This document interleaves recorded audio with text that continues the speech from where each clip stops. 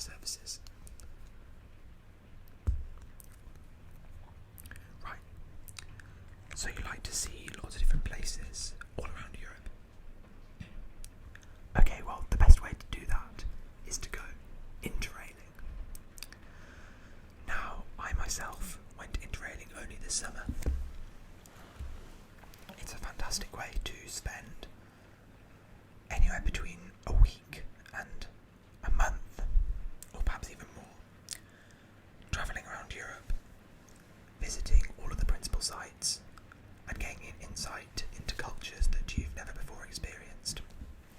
Particularly venturing out to Western Europe and going to some places that aren't normally on the tourist track. Because there is actually quite a lot to see in some places. Right, you want to know a bit more about it. So basically, interrailing is travelling around Europe on a train. Not one train, but any train in the whole of the European Union and a number of other countries. Basically sort of the geographical area of Europe. So if you imagine you started in Paris and you could quite quickly work your way to Berlin or Amsterdam or perhaps down south to Madrid or Barcelona. You're not interested in Spain. You know it well. Right, so you're more interested in seeing northern, Eastern Europe. Well, that's great because also good for your budget. The principal advantage of travelling in Eastern Europe is the fact that whereas in Venice you might get a meal for 15-20 euros per person at a restaurant, it will be more like 15 or 20 euros for 4 people in Eastern Europe, and that's a big meal with wine or beer or something alongside that. So it's just such a cost-effective way of travelling, and it's best. I'd recommend you split your journey about 50-50 between more expensive Northern European countries, but taking into account classic places such as Amsterdam, Paris, Berlin, and then doing the other 50% in cheaper places such as Budapest. Isn't that cheap anymore? Neither's Prague, but you can go to Belgrade in Serbia, which actually has quite a lot to offer, or Zagreb in Croatia, because then you can have a day on the beach, which is what I actually did on my own personal Interrail holiday. Yeah, it was really, really good to get off the train and suddenly be in somewhere that was nice after spending 12 hours sleeping on a rather uncomfortable bed. I'm sorry, I don't think I'm selling you the holiday that I'm trying to sell you. Obviously a bad businessman. Okay, that's tickled your fancy. Brilliant. So, what I'm going to do is I'm just going to type into my computer a sample itinerary, looking for one of our pre-prepared itineraries and asking you which one will suit you the best.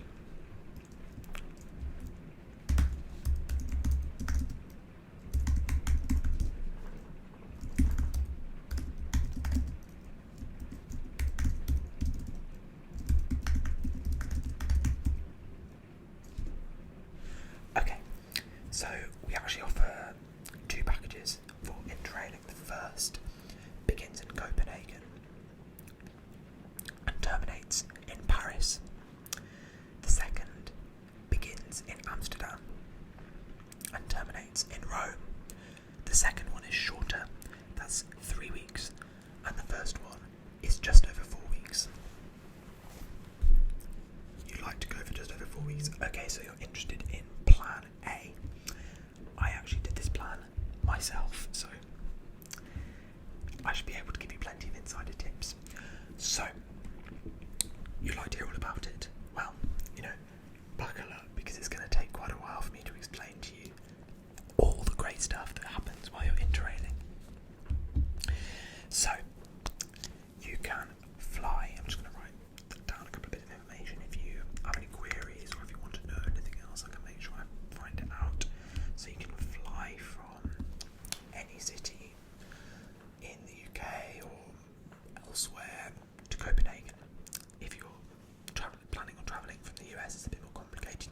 via London or Frankfurt or Munich or major European hub city, perhaps Stockholm.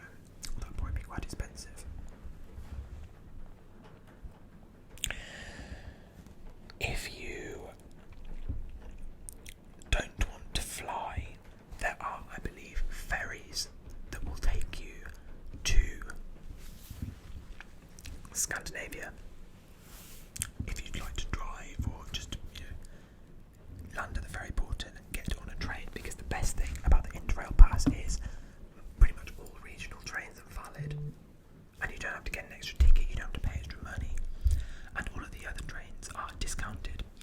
And on this itinerary, the majority of trains will be pre-booked. In case you get a little reservation slip and you have to present your Interrail pass. Now the Interrail pass is very interesting. First of all, you have to treat it very, very seriously. Because I spotted somebody who had made a mistake on their Interrail pass and they were almost thrown off the train. They had to plead with the person not to eject them. Furthermore, you have to be very careful that you input every single date and every single time of every single train that you travel on, because if there are any gaps, it looks very suspicious. Do you see? Great. So, with your Interrail pass, you'll be able to access the pre-booking service. I'm just going to get you signed up to that, which is a perfect opportunity to take your personal details. I'm going to write these down as well, just to make sure that I've got them. So, can I have your first name, please? Okay.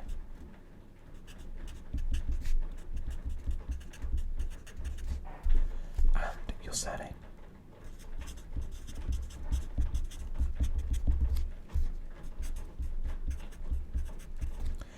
Your address.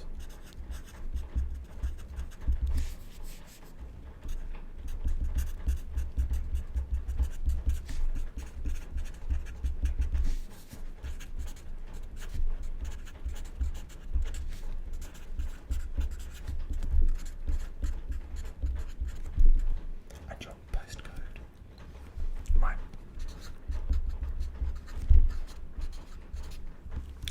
Marvellous. Can I have the email address which you are most easily contactable on, because that's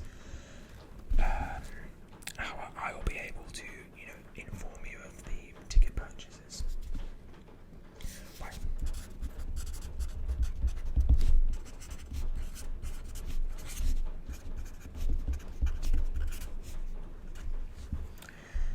Marvellous. So you are predominantly interested in travelling in Eastern Europe, which is perfect for this itinerary because it is mostly covering Eastern Europe.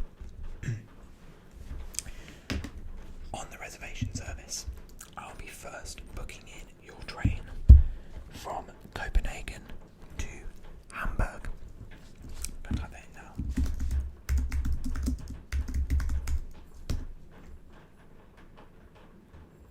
Right, okay, so the time for that should be at 3:30, okay, on your first day, which I've tentatively started on the 12th of July next year. Is that a good date for you? Yeah, I decided to choose that date because, first of all, it's the same date that I did it, but also because this is actually the perfect time to catch all the sites. I did a lot of careful planning with my friends and colleagues in order to ensure that this was exactly the right Interrail timeline. Great. So, 12th of July, leaving from Copenhagen to Hamburg. Now, this is a really interesting train. So, this train actually goes into a ferry, and then you get off the train, stand on the ferry, and then arrive at Hamburg station. It's really strange. You have to get on like a tram and a bus. Yeah, I was completely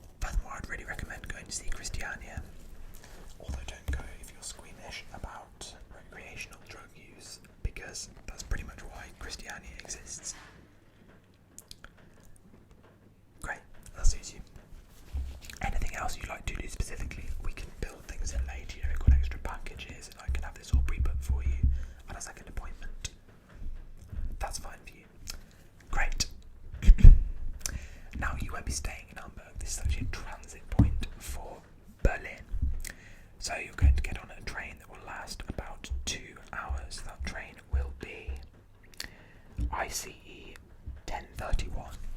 Now the ICE train is very, very fast, probably faster than anything else you're used to unless you've been on the Shinkansen bullet train in Japan.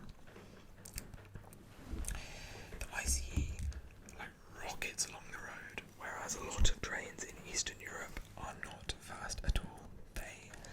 We were being cycled past. People were on bikes actually pedalling past us at one point while we were in Belgrade. But yes, you'll arrive at Berlin Hauptbahnhof in the evening. You'll then check into a hostel. I have a specific hostel recommendation. I'm just going to plug it in now. I mean, if you don't like the sound of it, I can find somewhere else. But this one actually has its own microbrewery in it. Yeah, it's great just to sit there in the evening and have a beer. Very German. You like the sound of that? Okay, I'll get the reservations in.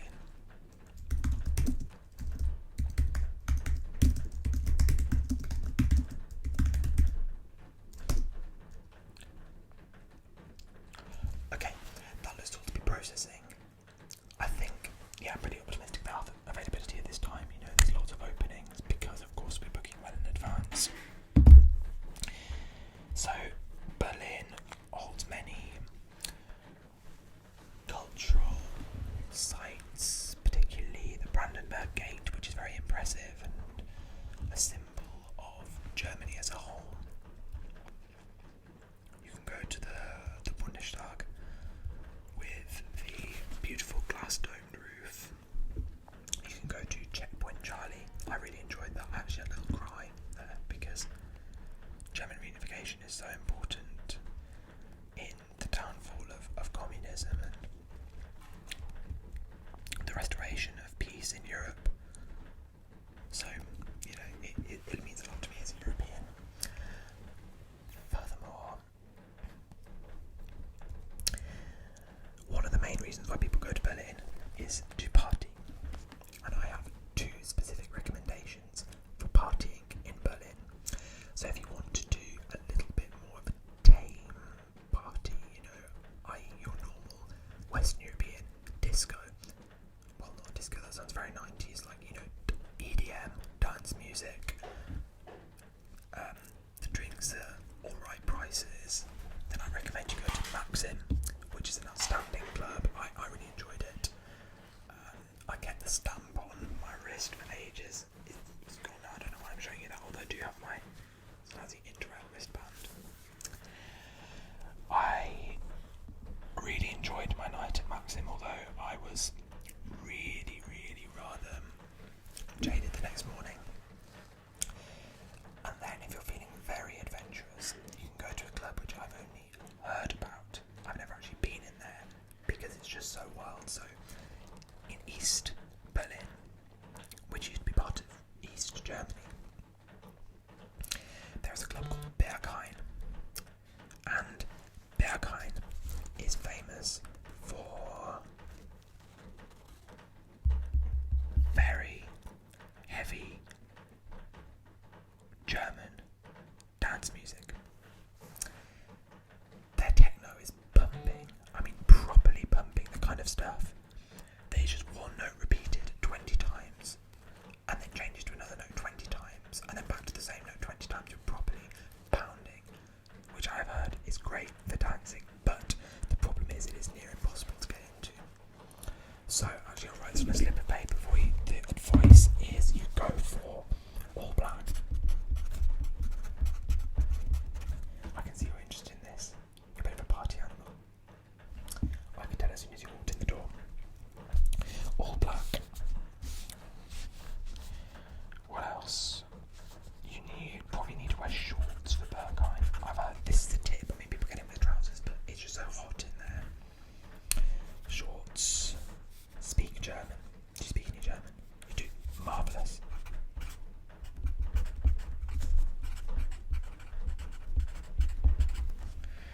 If you speak German, that is a huge asset in going to Berghain because there is this sort of security guard who stands at the door and he's got tattoos of barbed wire and he stands up with his arms folded, rejecting people he thinks look sort of too touristy. Sounds interesting, right? I mean, you'd be very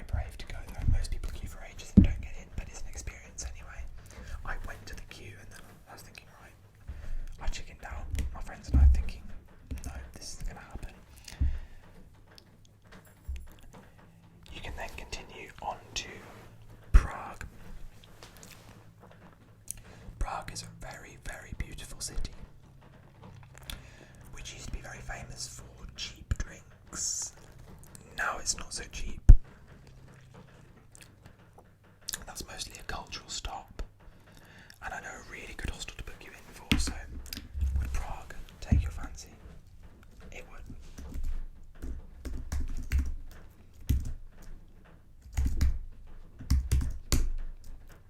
Great.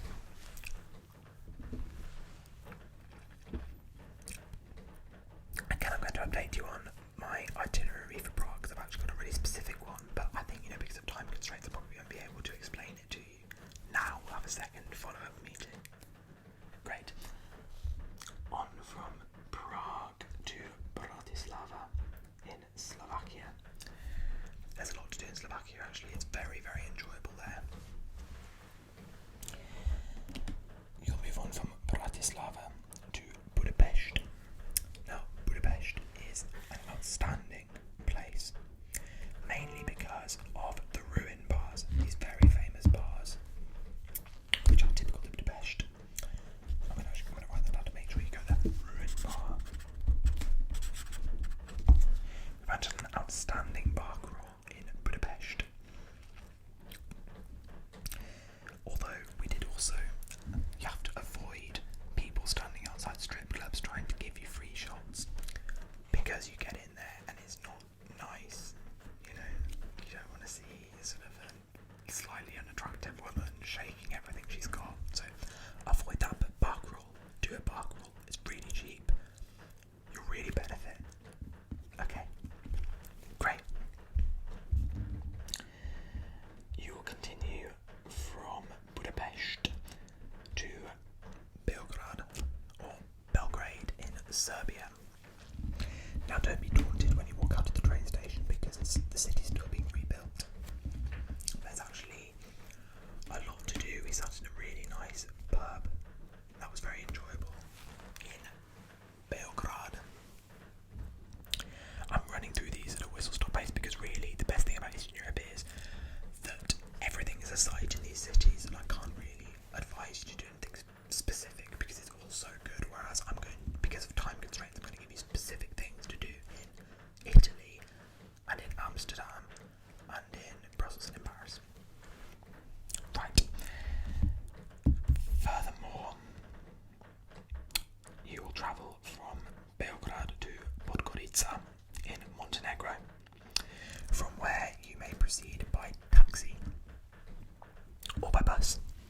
We went by taxi and got ripped off, but so probably the bus, to Kotor.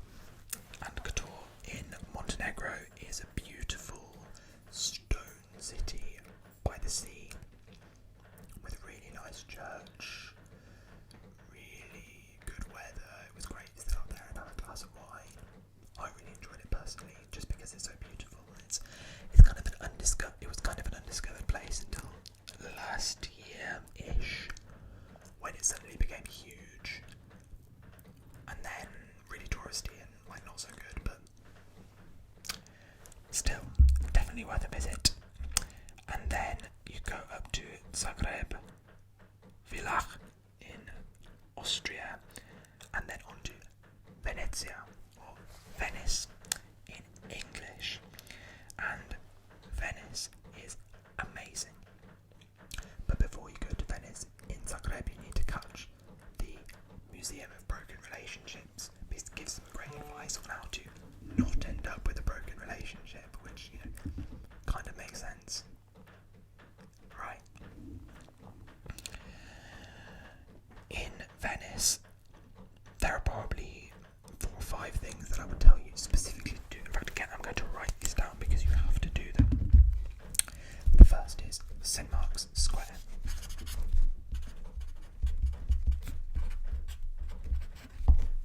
Go there, ingest, enjoy. In St. Mark's Square, I would recommend climbing the tower, going to the Doge's Palace, and going into St. Mark's Basilica and seeing the shroud. That's a €2 supplement. And again, with everything, I'd advise you book in advance. Would you like me to that? Great. I'll put that in my reminders.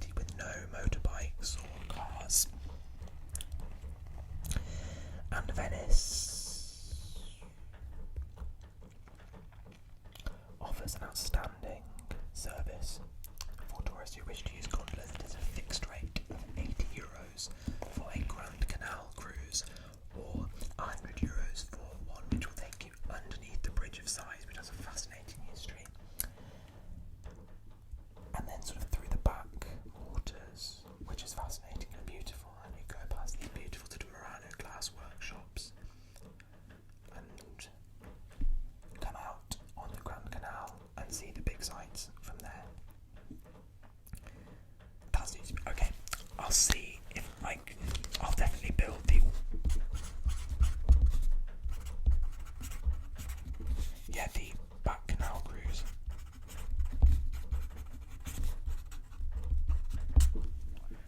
And that's €100. But of course, I think I can pre-book that. Yes, through the official Venezia Gondolieri. Great. Furthermore, in Venice, I would advise that you watch your cash, right? Because it's going to get very expensive to eat and drink there. So all you need to do is you can get really cheap pizza slices, which are really filling, or indeed on the mainland, which is very easily accessible by train. It takes about 10 minutes. And I can book you into hostel on the mainland if you'd like me to save money. No. Okay. On the island. Got you. I want to splash out. But on the mainland there is a little. I advise you go there. It's the best value place I've ever been to. You can get a bottle of wine for €1 and it was actually quite drinkable. Although in Prague, do not go for the 50 kuna bottle of wine. Don't do it. It was horrible. It was just rough and sedimenty, and I couldn't drink it. I felt like the worst hangover I've ever had. It's like drinking Sainsbury's Basics vodka or something like that. It's just not good. So don't do it. Don't do it. I'm going to write that down. No 15 wine. And that was the red. I can only imagine what the white would taste like. Pond water.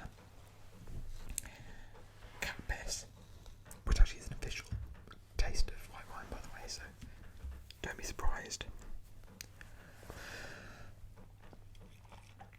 From Venice, you'll move on to Firenze on the Frecciarossa train, high speed, a bit like the ICE, very convenient. And in Firenze, the one thing that I demand that you do, in fact for your whole trip, is to go to the Piazzale Michelangelo and to watch the sunset, because the sunset there is the best sunset in the entire world. And my profile picture is me and my friends at that sunset. My cover photo on Facebook is me and my friends at that sunset. I have about 5 of them printed off from my bedroom. Go to the sunset, because it is captivating. We had to run up the steps to get there, but we made it, and it was definitely worth it. Secondly, I suggest you go to the Duomo, or the Duomo. My Italian's very poor.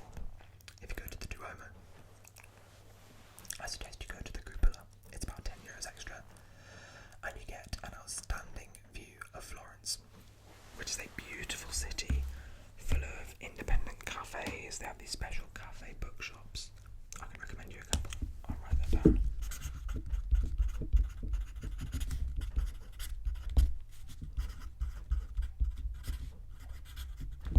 Great for the hipster in all of us. Furthermore, there are many outstanding restaurants, including the Osteria della Santo Spirito, which is quite a well-priced, very hip, very jazzy restaurant, which serves amazing pasta and spaghetti. I suggest you go there. Great. And then also there's actually a bit of clubbing in Florence as well, so if you want your fix of dance music, I suggest you go there. But the next place you're off to, actually you have a quick layover in Luzern in Switzerland, which is very beautiful. It's got a medieval bridge, and then you board the dreaded 16-hour night train from Zurich to Amsterdam. And on night trains I'll book you into Gushek, which is a bit like a room full of beds. Yeah, you'll share with some randos, but it's fine. I didn't have any problems. They're all actually quite pleasant and personable, and we swapped books and things. It was great. But yes, I'd suggest that you go to that you prepare carefully for the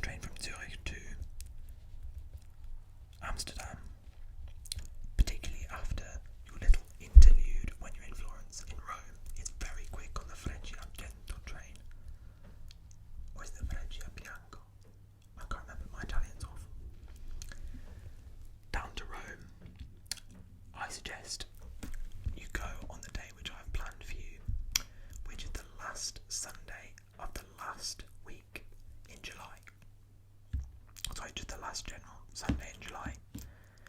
Because on the last Sunday of every month, every Vatican exhibit is free, which saves you a fortune. You have to queue for ages. I'm going to have you arriving there about 7:30 in the morning. Is that okay?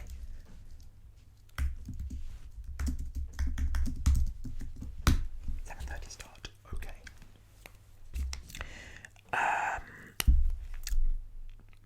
So beyond that, Rome is really just your oyster. When I went interrailing, I shamefully went to McDonald's in Rome because everything else was so expensive. So maybe pack lunch with you, like some sandwiches or something, some bread. That would be a really good idea. Great. Furthermore, I'd like you to ensure that while in Rome you go to the Fontana di Trevi, or the Trevi Fountain. Absolutely beautiful. Make a wish there, toss some money in with your friends. It's actually really good bonding, and also great if your wish comes true. I've got some great photos from there. So, Zurich to Amsterdam. I suggest you rest your liver for Amsterdam because what you're going to be doing there is partying. Amsterdam also offers a series of outstanding museums and exhibits and cultural sites, particularly the Anne Frank House. Now, I'll be exceptionally disappointed if you don't go. In fact, I'm going to book you in.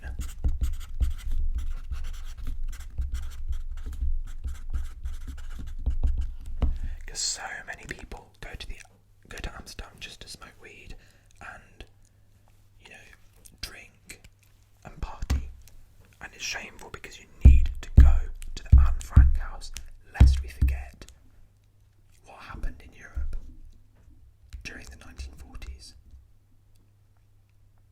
I'm giving you my piercing eyes now because you have to go. I've booked you. I'm going to book you in right now.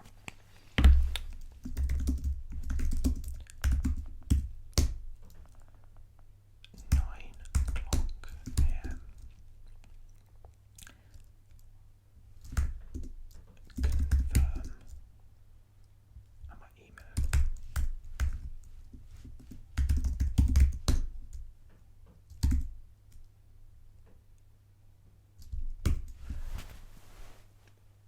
You're booked in. You have to go. Because the Anne Frank House is the most poignant place I've ever been to. I won't spoil the surprises, but it's really worth it. Furthermore, I need to book you in. I can't do this far in advance, but I can book you into the Rijksmuseum, or Rijksmuseum as many people call it. I think that might be right. Actually, I don't know how to speak Dutch. Where you can see Vermeer's author, The Girl with the Pearl Earring, is not in the Rijksmuseum at the moment. It is in an exhibit at The Hague, and I will book you in for The Hague. Brilliant. So you can just again get that on your Interrail pass. But also the Rijksmuseum, you can see The Night Watch by Rembrandt.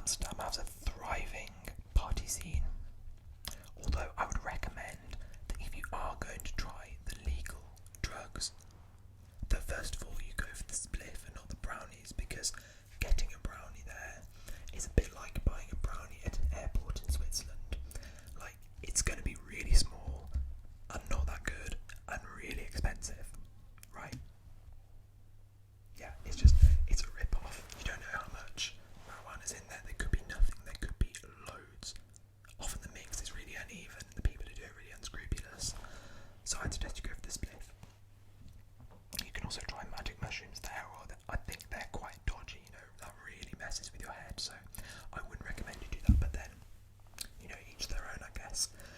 And in short, I'm going to write this on top of your itinerary. You have to make sure you do not mix marijuana and alcohol.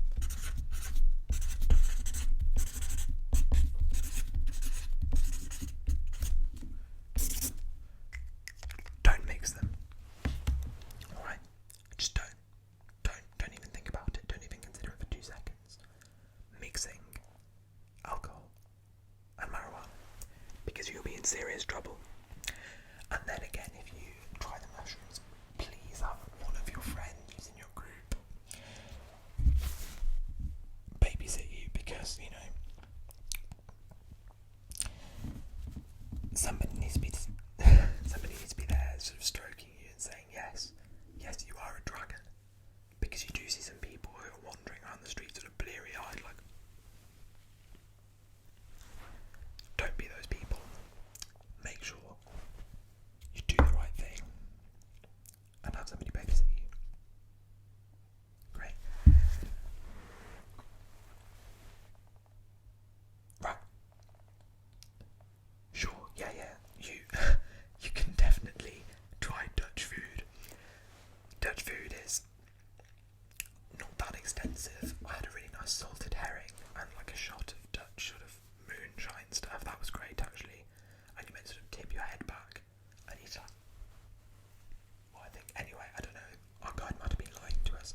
Another great thing about Amsterdam is that there are these free tours. I mean, they're not actually free, you give a tip to the person who does it, but that tip can be quite small if you're a student.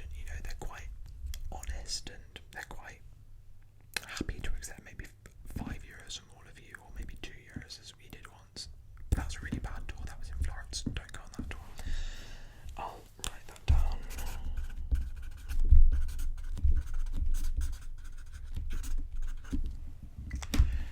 Got it. And then also there's things like Stroopwafel, which is, I just said that in an awful German accent as well. Sorry, I only speak German, my Dutch is awful. I can kind of understand what the Dutch people were saying, but it wasn't very clear, and I don't really communicate back. But, you need these Stroopwafel, which are, those wafery waffle things with cinnamony caramel in them. They're really, really good. I mean, honestly, some of the best food you'd ever eat. And also, waffles. Now, I know Belgium is famous for waffles, but Amsterdam, that's where they are. The waffles. Eat them. I literally lived on waffles and alcohol. And the whole thing. It was amazing. I loved Amsterdam. And then, from Amsterdam, you can head home. Of course, you can add Brussels in, and Brussels is lovely. The European buildings are beautiful. The European quarter is really, really nice. I mean, I've never felt so safe or secure in my life, especially as a Brit, seeing as, I'm kind of leaving. Not that I was happy about it, but although our guide in Amsterdam was very funny. He was telling us that Brussels is a bit like if Amsterdam and Paris had a child, but it turned out a bit badly. Yeah, right. It's a big mixture of Dutch influence and French influence, and there's sort of like new buildings. I thought it was alright, but it turns out the people from Brussels actually agree with those sentiments, having been to Amsterdam and Paris themselves. And then, you don't want to go to, you've already been to Paris. Great.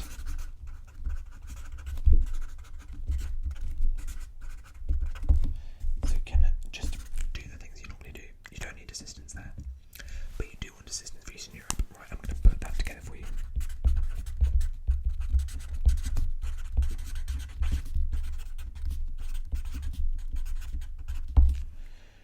Marvellous. Well, thank you very much. I will get back to your contact email address with a full itinerary and a full costing of this. It should be really cheap. It's so much cheaper than travelling around any other way, so yeah, no nasty surprises. Well, I hope this has been a fruitful consultation, and I will get back to you very soon.